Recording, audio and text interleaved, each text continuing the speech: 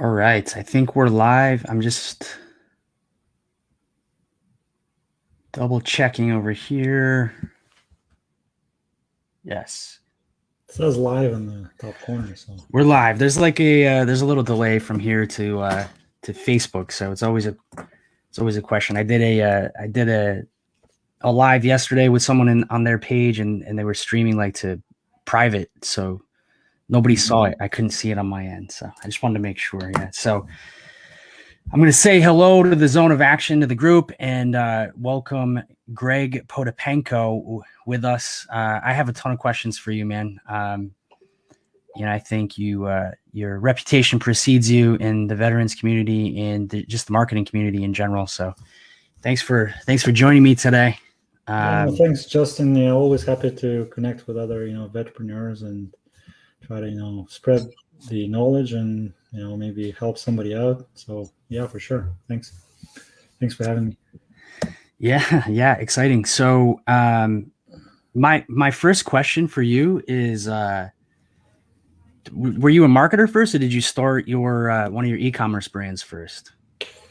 Yeah, I mean, I was even before I became a marketer. Like I was just I guess building websites when I was a teenager. Like we came to Canada, so I live in Canada. I'm a Canadian Armed Forces member, still in.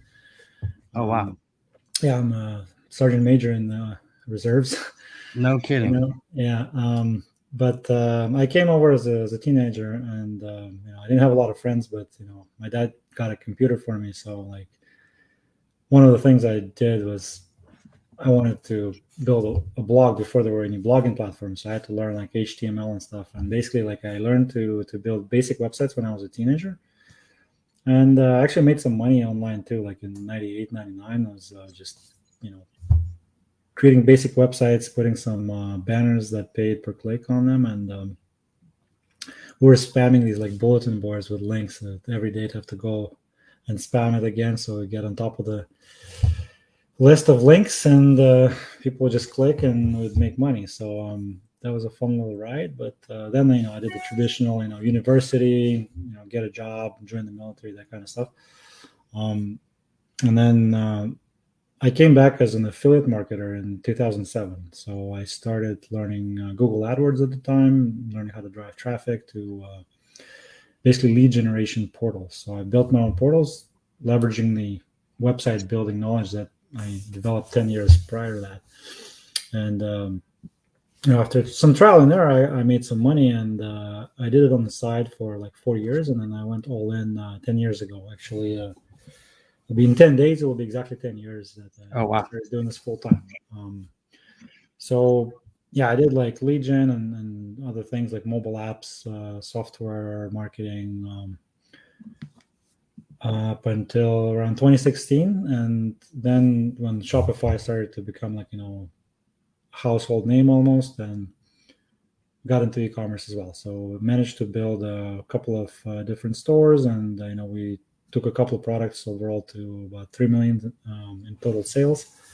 um, so yeah, I have about 5 years give or take experience in e-commerce on top of all the marketing and agency experience that I got.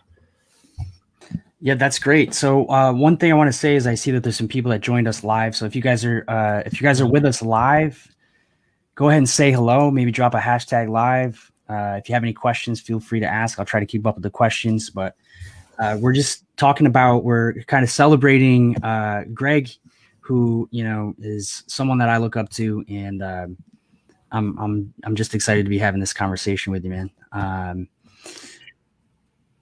Yeah, No, thank you. Honestly, like I'm kind of humbled and honored to hear things like I'm looking up to you, because oftentimes you just kind of dismiss yourself as it's nothing special. It's just what I do, and you kind of don't give yourself enough credit. And especially when you put out content, like write these posts and make these videos, and you don't really get a lot of responses. You get a couple of comments, a few likes, and like, am I touching anyone with this? Is this even useful? So so thanks for that. And yeah, really really appreciate it. Yeah. Glad to have you, man. So you said you're in Canada, and I believe you're in, is it Ontario? You're near Toronto, is that right? Yeah, I'm in Toronto. Yeah, Yeah. that's correct. So I'm here in New York, and I've been to Montreal, I've been to Quebec a few times, so not too far. Maybe when the borders open up, we can get together. Yeah, for sure. I mean, I can still fly, and I Oh yeah. think it's open for you guys going into Canada, but it's closed for us driving into the U.S. So I Oh, can is only that right? fly to the States, but I think you guys are allowed to actually go in because I do see cars with U.S. plates on the road now. No kidding. Yeah. Yeah. Yeah, crazy world, but it's been good for me in terms of all the businesses who've pivoted to, the online space, and as an agency owner, it's been really good. What do you have to say about that? It's been an interesting couple of years. So last year, actually, I think it was, if not biggest, then maybe the second biggest year for us in overall revenue. And because everybody got stuck at home, they're sitting on the computer. Like we saw spikes in traffic and sales, and it was really really good. This year, on the contrary, actually, it was a lot of challenges, and I actually seen a complete 180, and we had a couple of big clients leave or close their marketing programs. We had seen the e-commerce sales die down Hmm. on some of our brands, and had to let a few team members go. So actually, working on different strategies and a couple of different pivots to reinvent the business. And I had to do this before a couple of times. Like I had to close office down and let everyone go back to Starbucks, like roll up my sleeves and Hmm. start from scratch. So it's not my first rodeo, but yeah, I mean it's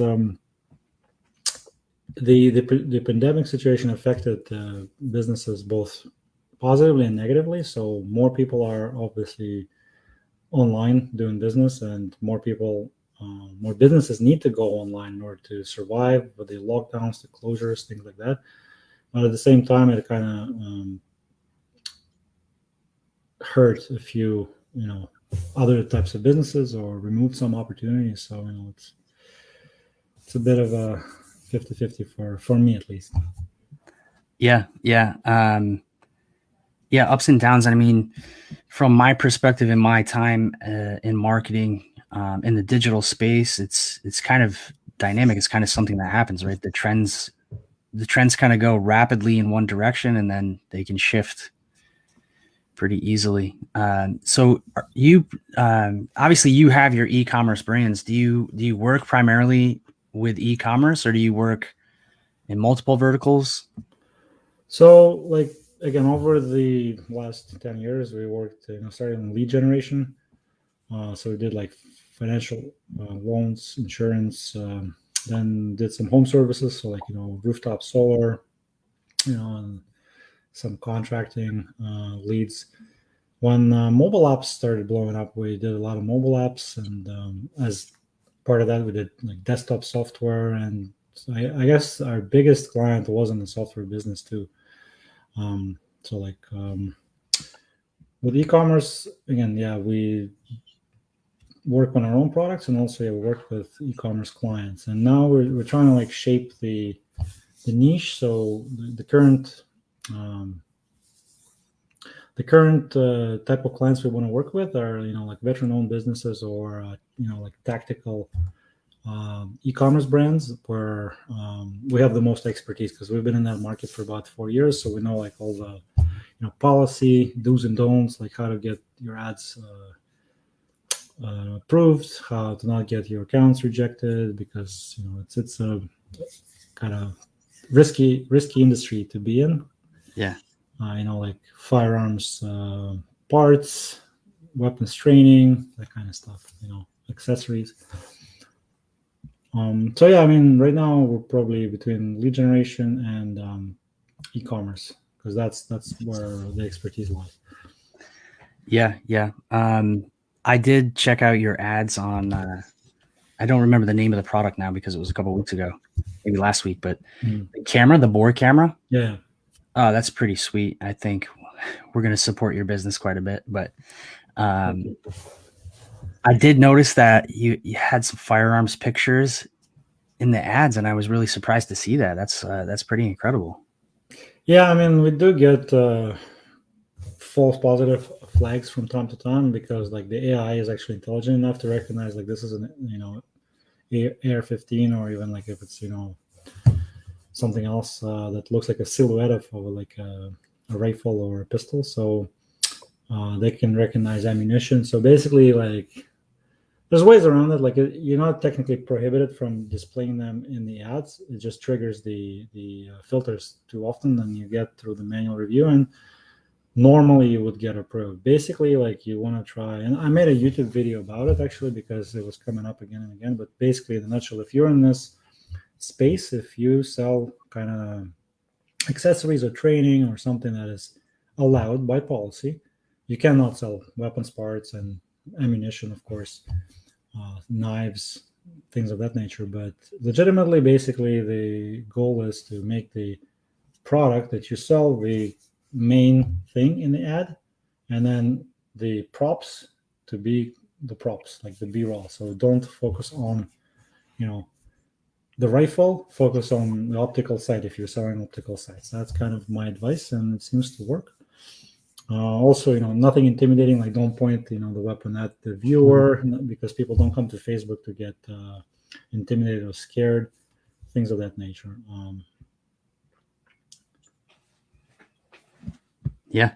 Well, so you obviously I can see in the background you have the 2 Comma Club award. Mm-hmm. I'd love to hear about that. So, like when and how, give me some details there. Yeah, we got it 2019. It was just for the e-commerce funnel, actually on that product you just mentioned. Really, like we we did more volume on the agency and affiliate marketing side than on the e-commerce side. Like I've spent probably well over $15 million on Google Ads alone running all those campaigns, but you don't get an award for that, right? Yeah. So Russell Brunson was very smart when he introduced this as a recognition in his community, and actually, transcends just the Clickfunnels community, and other people know about it, and it drives them in. So it's very clever. But essentially, yeah, we just I don't know if I could have gotten one for every million, but because we've pumped $3 million through that e-commerce funnel total, like maybe I could have had 3 of those plaques. I don't know, but it was a good experience because I went to Nashville and I got it live on the stage, and you get to hang out with other winners. I think for me that was the biggest benefit, is just kind of getting the ticket into the community of other 7 and 8 and some even 9-figure earners, and just rubbing shoulders with them and kind of meeting them in person. It's really great. I think they might have made the rules now stricter. Now you have to pay to apply for the award. They actually verify a lot of stats,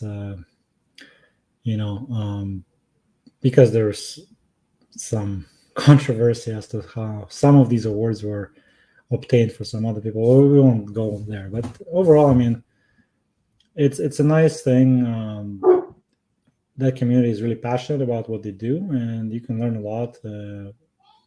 Being around them, and yeah, if you're a ClickFunnels user and you're striving, or you have aspirations of getting the award, yeah, it's really worth it, even in terms of the recognition and the networking opportunities that you get. Yeah, I have 2 mentors that I highly revere. They both walked the stage this year and collected awards, and I kind of followed along on the Funnel Hacking Live event. I didn't attend virtually, but boy, there was a lot of FOMO. There was a lot of fear missing out there. I wish I went. Yeah, you got to go live. Like the online stuff, I went to a few online summits last year. It's not the same. It's like it's all pre-recorded typically, or you don't get to meet people. You don't get to experience the energy in the room, and you kind of miss a lot of things that go behind the scenes. So You can get the recordings too, by the way. I'm sure they're going to sell them as they usually do. Oh yeah, I'm sure. Or like what I do is I get notes. There's a fellow by the name of Tim Castleman. You can look him up on Facebook. He is basically his business. He's a note taker. He goes around these conferences and takes very, very detailed notes, and they sell them for like anywhere from like $30 to $50. So again, I'm a reader. I'm not really a video watcher. I listen to a lot of podcasts and I read. Video that takes time. You have to be in front of the computer. So that's my like absolute last resort for education is video. So I love those notes. I've been buying them for many years. So if you have that FOMO, like, start with the notes, and then if you feel like you need to watch it, then I'm sure they're going to sell the recordings. But the real benefit in those types of events is being there live, and I think this is part of the reason why you build this community in the Facebook group is to bring people together. So you know what it means. Yeah, 100%. One of the big things that I saw, I had been contemplating quite a bit because it takes place during my wedding anniversary, right? So, like, family is family, Yeah. So, but then I saw Tony Robbins was there, and I'm a big Tony Robbins fan. I was kind of bummed that we didn't get to see that. That's his first live event that he's done since all this nonsense has been going on. But yeah, pretty cool for the people that were there. I think they're opening it to a bigger crowd next year, so we'll probably figure out how we can get there next year. Well, win the award and then go there and get. Actually, you don't get a discount or anything. You still have to pay the full price. Yeah, exactly. But you get to hang out with the VIP with the other winners. So really, go for it. Yeah, and figure out a way to to get to that level. I think in the old days they used to allow agencies to claim clients' revenue through their funnels as the award winners. Like if you've managed everything and put everything together, and all they did was pay you the money, then you kind of get the credit. I think they may have discontinued it, but you may want to look into that. Oh yeah. I know somebody that actually has an award from that route, but I'm not sure if they're doing that anymore. You can check. But yeah, I kind of made a shift a little bit into e-com, which I'll be honest, I don't have a ton of experience with, but we've done fairly well. Marketing is, it's intuitive, so you can learn lessons pretty quickly. Yeah. Do you specialize in Facebook ads primarily?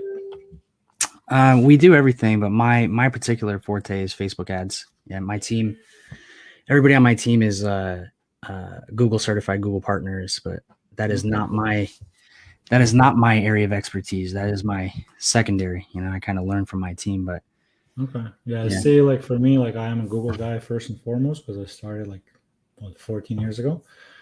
Facebook, I mean, I did actually play around with it. Like when did they release ads? Around 2010, 2009? Yeah, somewhere in that range. Did a little bit of those on the right-hand side, desktop ads. Yep. I think I broke even at the time and just kind of didn't do anything with it. But then second push was in around 2015, 2016, and then I think we spent a couple of million on the platform. But I'm frustrated with Facebook a lot more than with Google in terms of compliance issues and just profitability, the amount of work that goes into it because of the creative burnout and stuff like that. So yeah, there's definitely a lot more management on the Facebook side. I attended an event in June, so I traveled to Texas in June, and there was a guy at this event. This was a mastermind, and I forget the agency he was working for, but he was handling $100 million a month in paid Google. And I got a lot of information there. And I mean, we made a really big push pretty much since then to kind of transition. Yesterday was a really big, I don't know what the word I'm looking for here is, but with Facebook going down for 7 hours yesterday, it was a good idea to be diversified in the places where you're showing your ads, Well, as an e-com brand owner, again, I kind of came to the conclusion that you do need to be ideally omnipresent if you have the ability to do so. If you're just starting out, it's probably wise to just pick one thing and become successful there first before trying to spread yourself too thin into multiple areas. But in general, like for us, it worked like this: somebody sees the Facebook ad. Some of them click the Facebook ad and interact with your funnel that way. But some people, they go and look for your stuff on Amazon. So guess what? If you're not on Amazon, you're going to lose that traffic to competitors. Some people go on Google and look for your product name or for your brand to kind of like look at the reviews. So if you're not there either with SEO or PPC or ideally both, you're going to miss out. And if your competitors are smart, they're going to be there with their PPC ads bidding on your brand. And then, again, depending on what you sell, you may even consider,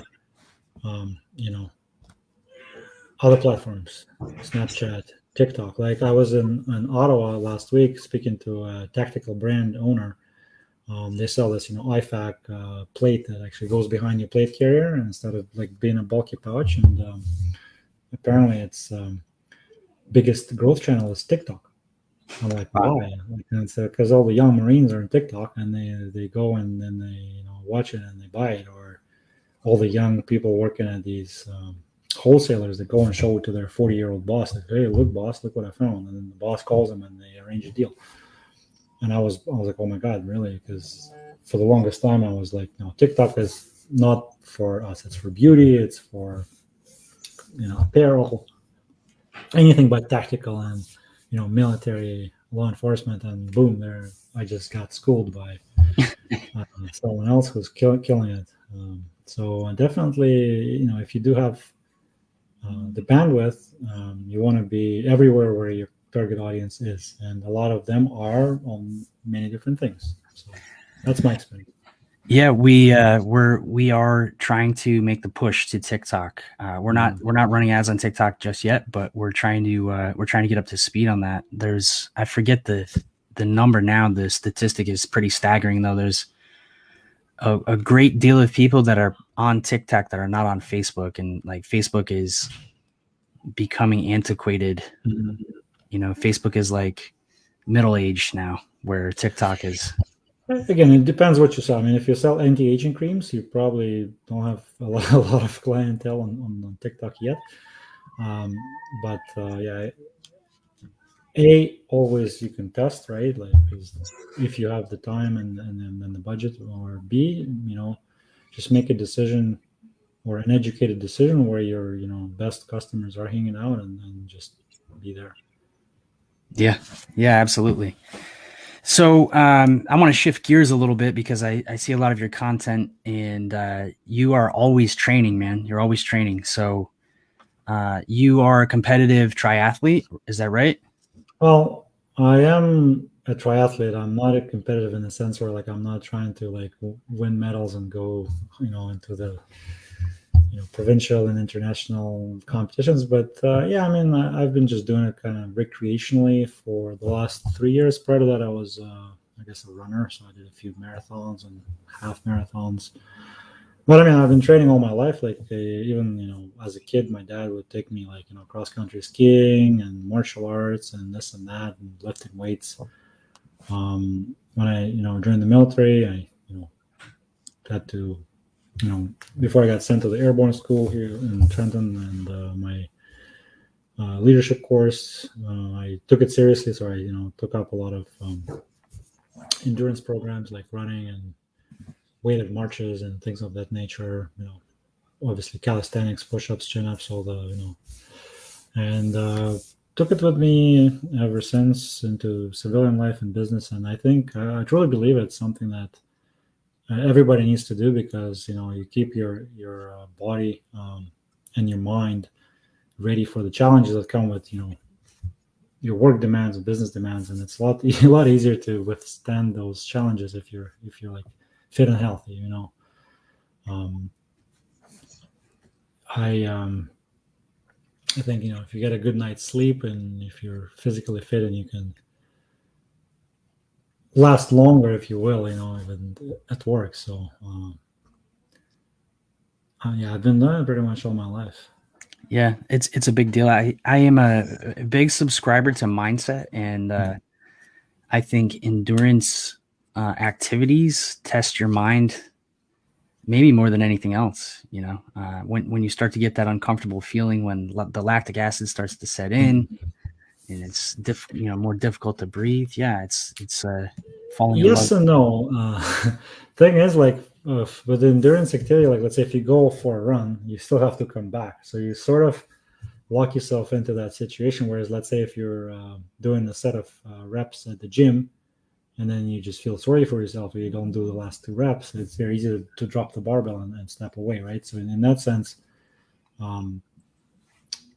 endurance events, they do kind of put you in that situation where you have to like get through it. But that's not to say that, if you're just going hard in the gym and trying to add a few pounds to your bench or your squat, that it's not also mentally challenging. Oh yeah, that's very true. That's very true. But I guess from my background in the military and law enforcement, just endurance activities, running or calisthenics or any of that thing. Those are the things that people complain about the most. So I guess I hate push-ups. I hate running. I hear that a lot. I get it. But you know what? To each their own. If somebody can excel in a different discipline, more power to them. Like I just happen to kind of like this or gravitate towards this. So that's not to say that I'm not going to switch gears and do something else. Maybe start lifting more weights or whatever. I'm also getting older now, so I've got to go easy on those knees and joints. So, yeah, well, the bike and the swimming is probably okay. It's the running that. Yeah. I do a lot less running right now. Actually, lately I do more swimming and cycling. I still go to the gym and when the gyms were closed, just home calisthenics or outdoor. I have a couple of street workout pads near where I live, and there's a lot of those calisthenics guys hanging out. So there's a lot to learn from them too. Like, yeah, a lot of body weight stuff. I got into CrossFit a few years back, and that's kind of unique too because it's a functional aspect. There's some obviously endurance involved there, but there's a lot of community there too. So that was one of the big things about CrossFit. But last year I tried to kind of keep up with it when everything was closed, but I couldn't get the equipment. There was a shortage of equipment last year. So there still is, like for example, in Toronto, you couldn't buy a bicycle below $5,000 because all of the entry level bikes were bought. All the weights were bought by scalpers from the wholesalers, and then they would resell them at Kijiji and Craigslist for double, triple the price. I chose not to buy anything. I just basically used body weight exercises and got away with it. And also the outdoor workout facilities that do help. I mean, it's all here. Like I met a guy at the gym just last week that we used to talk like before everything happened, and like he basically looks a lot unhealthier than he was. He put on weight, and I'm like, "What happened, man? Like you used to do muscle ups, and you were like really cut." And like, well, I just didn't do anything and couldn't go to the gym. I'm like, "Why not, man? Why didn't you do something?" Oh, no reason. Yeah. So now he has to do all this work to kind of get back to where he used to be 2 years ago. And I'm sure he'll do it. It just will take some time.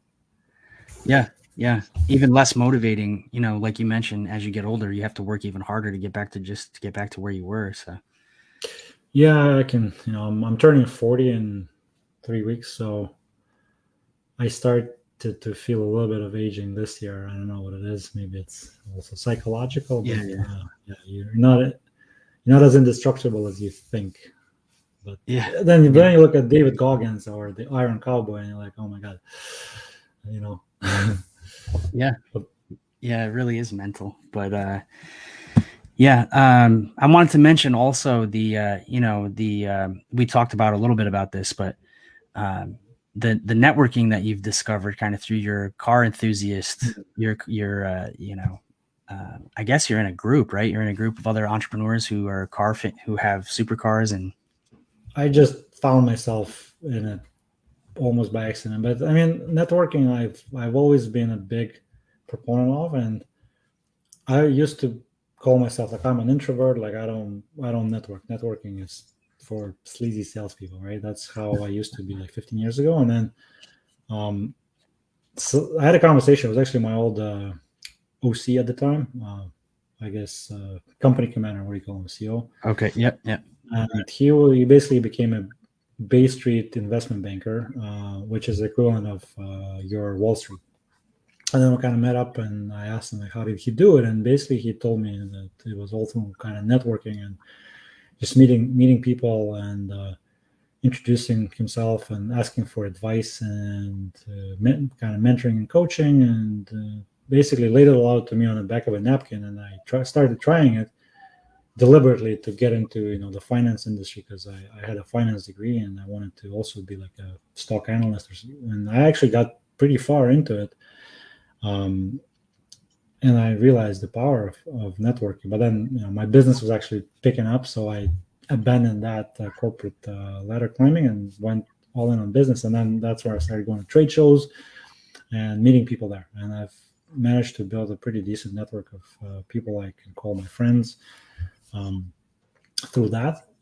So what happened with the cars is that I used to also be kind of a bit of a car nut back in my 20s, right? So spent a lot of time fixing up my Chevys and doing some quarter mile racing, some track activities, and then I kind of got out of it, right?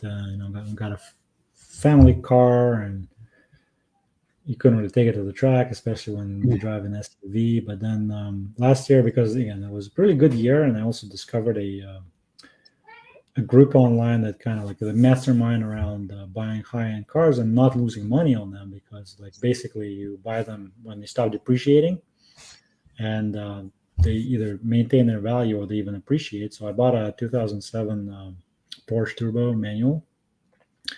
I missed my manual transmission days. Yeah. And actually bought it from a RCMP cop, just a side note. But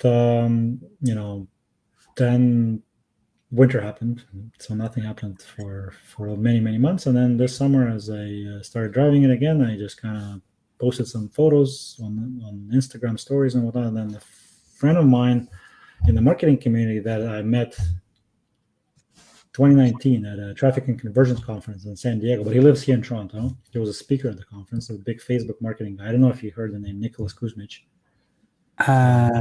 Boy, it does sound familiar. Yeah, you may want to look him up. So anyways, he invited me to his circle of friends that were doing a little drive around, and that was a very cool experience. And I spent a day with them hanging out and doing cool stuff. And then somebody else in the Toronto exotic car community that runs like the biggest car group and the biggest cross-border rally between the US and Canada noticed me and DM'd me and basically invited me into the circle. So I guess the takeaway is that if you kind of get into where your ideal, I guess, friends or would-be friends hang out a lot, it could be golf, could be tennis, could be I think a lot of endurance sports, they attract a lot of these like high energy people, like that need an outlet, right? So lawyers and entrepreneurs, executives. So that's where you can find new friends to level up to, and potentially even clients. So like I didn't do it with a ulterior motive. I'm gonna get into these groups and sneak my way in and find clients. No, it's just literally just feels good being around people with common interests and high aspirations. And same way, it feels great for me being around military and veterans. Like the event I went to last week, had a great time. It was all ex-military law enforcement, now entrepreneurs. They have their own businesses selling some sort of tactical gear or training, and it was really great. It feels amazing. And I'm sure if you in your group, you must have the same kind of feeling, bringing people together, united by a common goal. building businesses and transitioning successfully. So I think it's a big thing you're doing. Yeah, there's definitely a great sense of community, and I think this is a great note to end on too, because I think what you've just described is how powerful authentic relationships are, right? So you said you didn't join the group with any ulterior motives, and you may or may not get some business out of it, but you made some really great connections, and I'm sure you're gonna get some benefits, and definitely the mastermind effect. And that is, it's the same thing we're trying to do on social media. It's in person, it's Yeah, you probably see a lot of these like Instagram memes or whatever, where like, if your circle doesn't discuss like investing and business building and blah blah, and instead they discuss like the good old days and like Monday Night Football and like bullshit, and you're in the wrong circle. I kind of tend to agree with that. So basically, you are typically an average of who you surround yourself with.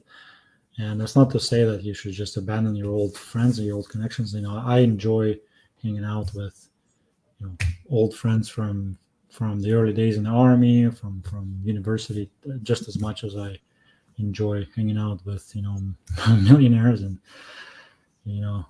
celebrities, if you will. But yeah, definitely, I would recommend figuring out like how to increase your network and get into relationships with more as many people as you can, because the more people you touch, then the ripple effect from that will compound, right? So if you have something of value to give, especially. Yeah, 100%. Great. So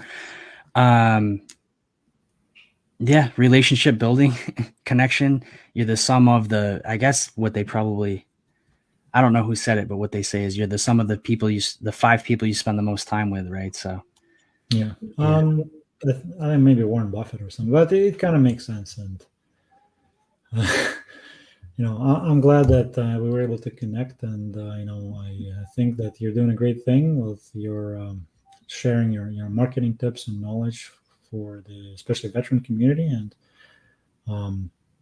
I'm thinking of maybe starting something similar for the Canadian audience and the Canadian Armed Forces veterans as well, because I truly believe that a lot of ex-military will make great entrepreneurs. And right now is the best time to start a business, especially online. Like it's so easy compared to even a few years ago. There's so many tools. Like when I was starting, there was no Shopify, there was no Facebook ads. Even it was just very basic tools. There was so right now it's as easy as it gets. And the more folks we can help transition into owning a business and or growing their business, like the better. Yeah, absolutely. 100%. I any help I can give you, starting your community, or obviously any military veterans welcome in our group, but